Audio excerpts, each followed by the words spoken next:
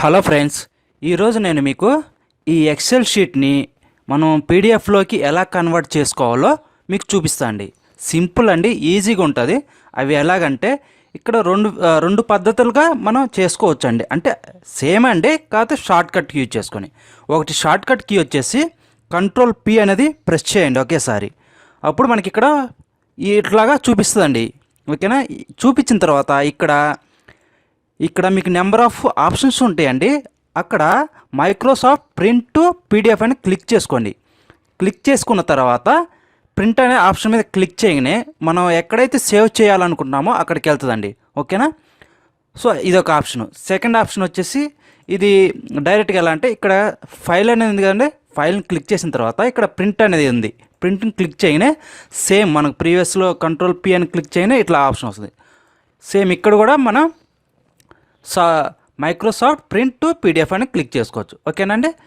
So ఇప్పుడు మనం ఫైనల్గా ఈ ఎక్సెల్ షీట్ని పీడిఎఫ్ ఎలా కన్వర్ట్ చేయాలో చూద్దాం. ఓకేనండి? ఇప్పుడు నేను ఇక్కడ షార్ట్ కట్ కీ యూజ్ చేస్తున్నాను. Ctrl+P ఒకేసారి ప్రెస్ చేయండి.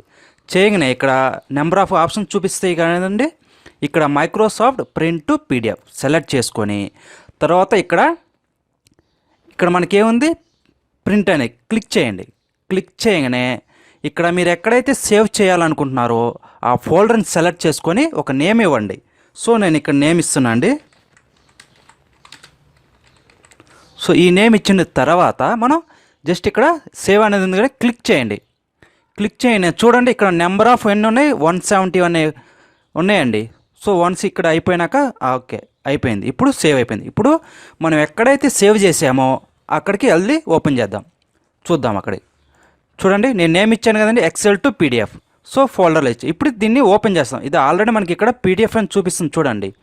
సో ఈ ఎక్సెల్ షీట్ అనేది పీడిఎఫ్గా కన్వర్ట్ అయిపోయింది. సో ఇది ఒకసారి ఓపెన్ చేసి చూద్దాం. డబుల్ క్లిక్ చేయండి. చూడండి పీడిఎఫ్గా కన్వర్ట్ అయిపోయింది మనకి ఇక్కడ. సో ఈ విధంగా మనం పీడిఎఫ్గా కన్వర్ట్ చేసుకోవచ్చు అండి. సో మనకి ఎన్ని పేజెస్ ఉన్నాయి, ఫస్ట్లో మనం కన్వర్ట్ అయ్యేటప్పుడు 170 ఉన్నాయి కదండి, 171. సో ఇక్కడ టోటల్ కూడా చూపిస్తుంది.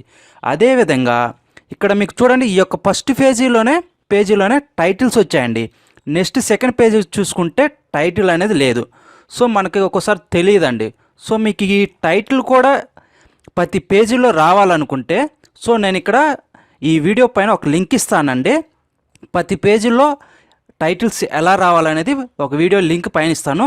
ఆ వీడియో చూడండి, మీకు అర్థమైపోతుంది ఎలా ప్రతి పేజీలో టైటిల్స్ రావాలో ఆ వీడియోలో ఉంది. ఓకేనండి? ఈ విధంగా మనం సింపుల్గా ఎక్సెల్ షీట్ని పీడిఎఫ్గా కన్వర్ట్ చేసుకోవచ్చండి. ఓకేనండి? Thank you so much. అదేవిధంగా ఈ వీడియో మీకు నచ్చినట్లయితే లైక్ చేయండి, షేర్ చేయండి, అదేవిధంగా సబ్స్క్రైబ్ చేయండి. ఓకేనండి? Thank you so much.